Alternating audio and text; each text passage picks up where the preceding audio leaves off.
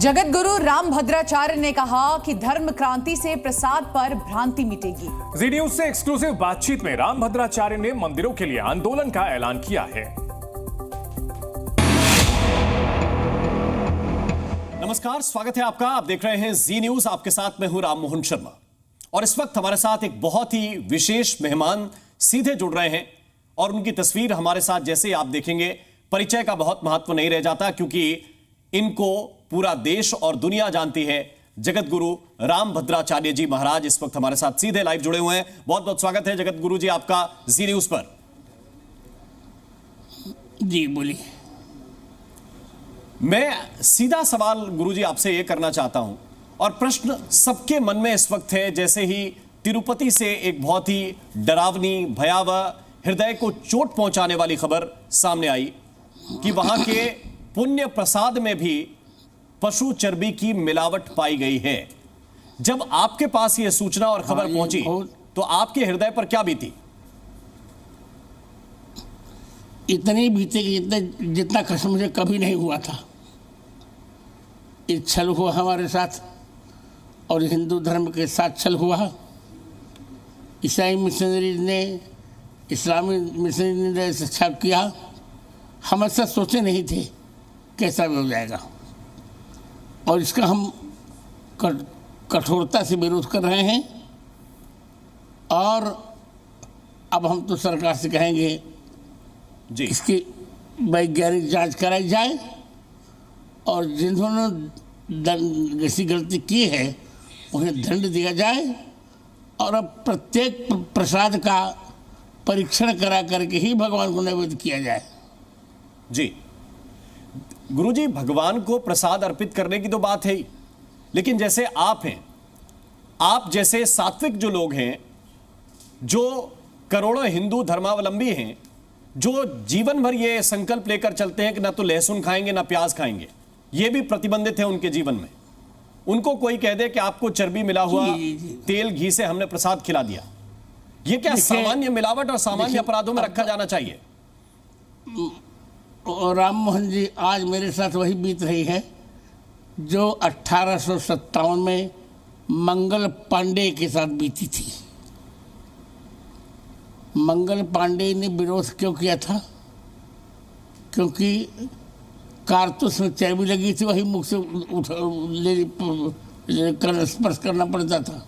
जी, जो मंगल पांडे के साथ हुआ था वही हमारे साथ हुआ है और जो मंगल पांडे ने किया था हम वही करेंगे भी। क्या आप क्रांति की तरफ इशारा कर रहे हैं? आप समझ तो गए होंगे। नहीं, 1857 में तो हमें याद है कि क्रांति हुई थी। अब वही होगी फिर। यदि सरकार ने हस्तक्षेप किया तो बंद करो ओम शांति शांति शांति का नारा। अब हम करेंगे ओम क्रांति क्रांति क्रांति, जो कुछ होगा होगा। तो रामभद्राचार्य जी, अब ये धार्मिक क्रांति की बात कर रहे हैं क्या? जी। तो क्या संतों की बैठक में ये चीजें तय होंगी? बहुत बुरा हुआ। सुनिए जी, हमारे साथ बहुत बुरा हुआ है और उसका हिंदू अब बदला लेगा। लेकिन जगत गुरु जी, केवल ये तिरुपति का विषय है या फिर आपकी नजर में बाकी मंदिरों का भी ये विषय है? क्योंकि अभी हमने पूर्व राष्ट्रपति रामनाथ कोविंद जी को सुना, उन्होंने कहा कि खटकता है अगर आप प्रसाद ले रहे हैं, चाहे काशी विश्वनाथ हो, महाकालेश्वर हो या कोई भी बड़ा मंदिर हो जहां पर व्यवस्था जो है वो प्रशासन के पास है प्रसाद बनाने की। देखिए, मुझे एक बात कहनी है। मुझे जी, सरकार स्वयं हमारे साथ भेदभाव कर रही है। चर्चों का तो अधिग्रहण नहीं हुआ, मस्जिदों का अधिग्रहण नहीं हुआ, हिंदू मंदिरों का ही अधिग्रहण क्यों? अब सरकार को चाहिए कि हमारा अधिग्रहण समाप्त करें, हम अपनी व्यवस्था कर लेंगे। और ये जो सनातन धर्म रक्षा बोर्ड की बात उठ रही है, जाए,